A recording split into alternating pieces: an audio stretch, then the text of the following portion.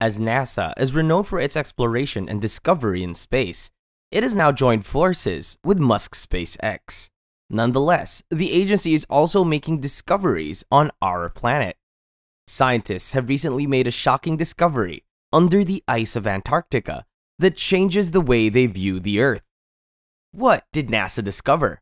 How might it affect humans on Earth? Stay tuned to find out what scientists' terrifying discoveries are under Antarctica. Many people dream of going to Antarctica, and that's not surprising. It covers an area of approximately 5.4 million square miles, or 14 million square kilometers, making it the fifth largest continent. But as the sea ice along the coast expands in the winter, the size of the continent nearly doubles.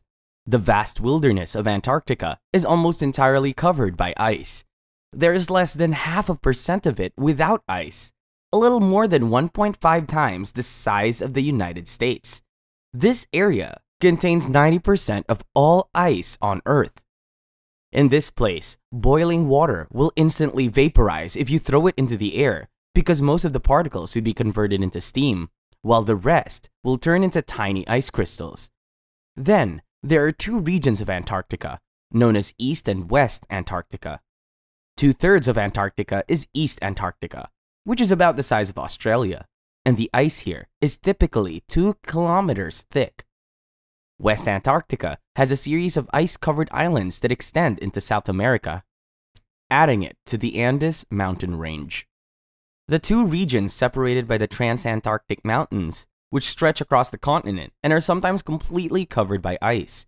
Antarctica's coast and frigid seas are teeming with penguins, whales, fish, and invertebrates, especially in the summer.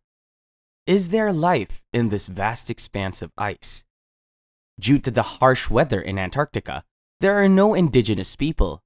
However, you can find up to 4,000 visiting scientists spread out over 70 research stations, braving the cold on the continent during the summer months. During the harsher winter months, it drops to 1,000. Climatologists, oceanographers, and marine biologists flock to Antarctica for research, but astronomers from around the world also flock to the frozen desert. It is because Antarctica is one of the best places to see space on Earth if you can endure its cold, since there is no light pollution there and the climate is dry. In addition to watching space, NASA is also part of this mix. What does NASA do in Antarctica? You might think of the Antarctic ice sheet from above as an endless, calm blanket of ice that has encircled Antarctica for centuries. Despite its thickness, the ice sheet hides hundreds of meltwater lakes where its base meets the continent's bedrock and can reach thousands of meters deep. NASA has now discovered 2 more of these active subglacial lakes under the West Antarctic ice sheet using the most advanced Earth-observing laser instrument NASA has ever flown in space. Researchers named these lakes CONWAY and MERCER. And a new study provides key insight into the existence of new subglacial lakes and how they may change the speed at which ice slips into the Southern Ocean, influencing its circulation and ecosystems. Scientists have been able to map subglacial lakes using NASA's Ice, Cloud, and Land Elevation Satellite 2, or ICESat-2. As lakes fill or empty under the ice sheet, the satellite measures the height of the ice surface. Then, in a study, geophysical research letters integrated data from ICESat-2's predecessor, ICESat, as well as CryoSat-2, the European Space Agency's satellite that monitors polar ice thickness.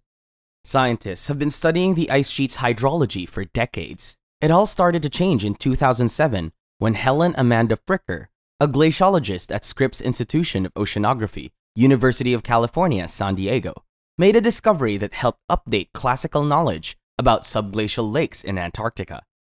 Fricker discovered for the first time, using data from the original ICESat in 2007, that underneath Antarctica's fast-flowing glaciers, there is a network of lakes that fill and drain continuously. This lake, thought to hold meltwater statically, does not fill or drain. The original ICESat missions discovers that the interconnected lakes at the ice bed interface are moving water around.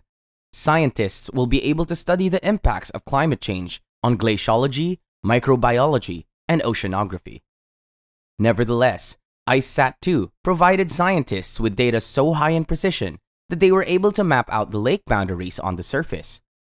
A combination of factors may account for the subglacial exchange of water in Antarctica, including changes in pressure exerted by the massive mass of ice above. A thin layer of ice acts as insulation between the earth below and the ice, as well as friction from the bed of the ice sheet. It contrasts sharply with the Greenland ice sheet, where meltwater drains through cracks and holes on the surface of the ice to fill lakes at the bed. At what depth are the Conway and Mercer lakes? Under 1.2 to 2.5 miles, or 2 to 4 kilometers of ice on the southernmost continent. You'll find these hidden gems of frigid water. As they fill and drain repeatedly, the Southern Ocean may be influenced by how quickly the ice sheets move, as well as where meltwater reaches. A change in this flow can influence ocean currents in the Southern Ocean and possibly global ocean circulation. Further, the underground water system is dynamic compared to the lakes on the surface that tend to remain in place for years.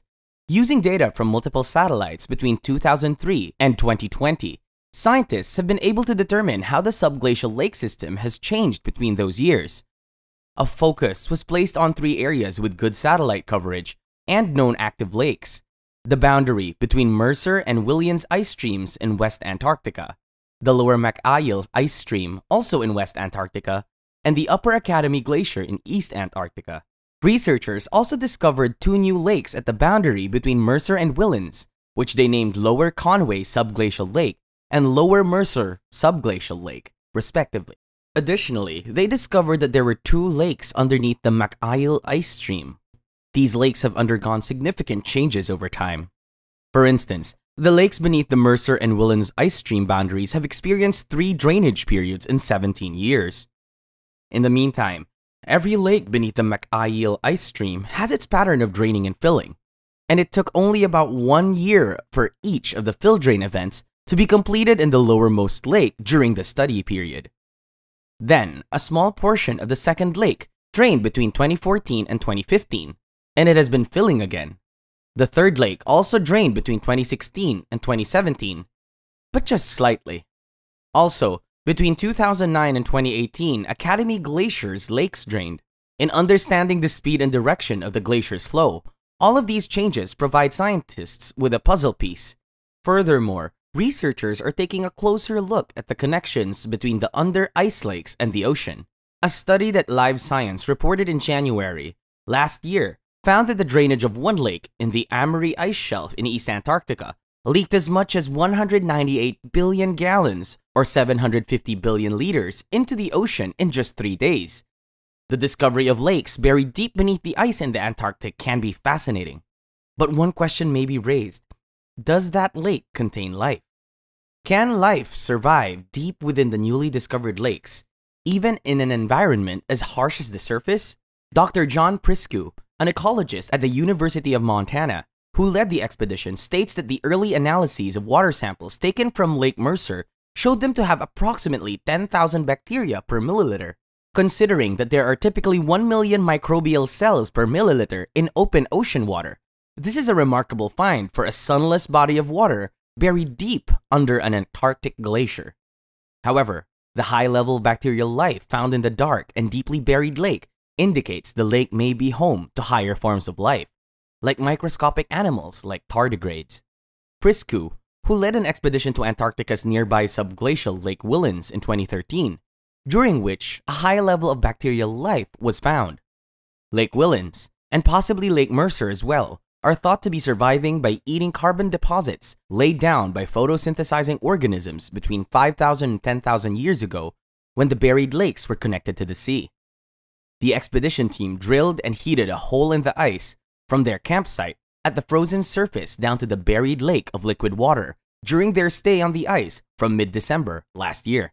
In addition to the ROV, the team had deployed several cameras into the dark waters of the buried lake, which were used to take images and make a video of the lake floor. Data reported in 2018 by the European Space Agency's Mars Express spacecraft showed indications that a subsurface lake of liquid salt water could exist on Mars. Priscu believes that any life under the frozen surface of Mars might follow the same pattern as the subglacial lakes of Antarctica. Comment below with your thoughts on NASA finding evidence of life on Mars. Also, don't forget to subscribe to the channel and like the video.